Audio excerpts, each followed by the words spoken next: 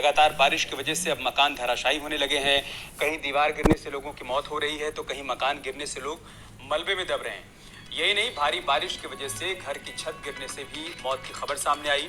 प्रदेश के 3 जिलों से ऐसे हादसे आए हैं जिसमें बारिश के चलते मौत हो गई है। 3 तस्वीरें हम आपको दिखा रहे हैं।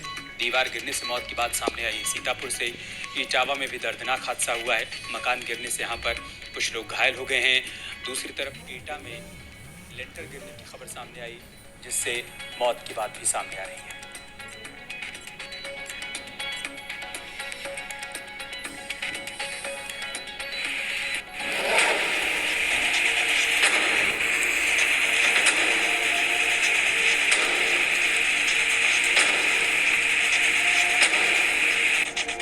जुलाई की बारिश अपने साथ कई तबाही लेकर आई है। कहीं गांव के गांव जलमग्न हो गए तो कहीं किसानों की फसलें तबाह हो गई हैं।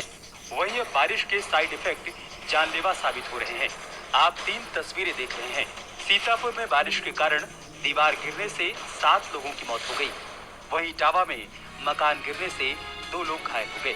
यही नहीं, मंगलवार को मकान की छत गिरने से महिला की दर्दनाक मौत हो गई। सीतापुर में रुक रुक कर हो रही बारिश के कारण 3 अलग अलग इलाकों में मकान की दीवार गिरने से 7 लोगों की मौत हो गई, जिसमें पहला हादसा मानपुर इलाके के लक्ष्मणपुर में हुआ, जहां दीवार गिरने से 4 लोगों की जान चली गई और 2 लोग गंभीर रूप से घायल हो गए। दूसरी घटना सदरपुर इलाके की है, जहां कच्ची दीवार गिरने से पति पत्नी की मौत हो गई और तीसरी घटना सदरपुर के ही बिलौली नानकारी गाँव की है, जहां दीवार गिरने से एक बुजुर्ग की दर्दनाक मौत हो गई। रात में सब लोग सो रहे थे, तेज बारिश हुई। बारिश की वजह से दीवार गिर गई।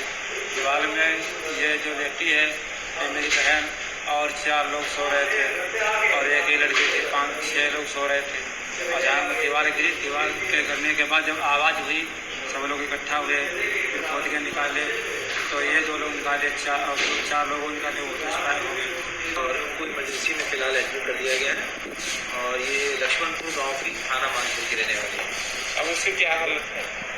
फिलहाल हालत स्थिर है उनकी, लेकिन फिर भी एडमिट किया गया है। इन हादसों में घायल हुए लोगों का हाल जानने के लिए डीएम जिला अस्पताल पहुंचे और लोगों को मदद का भरोसा दिया।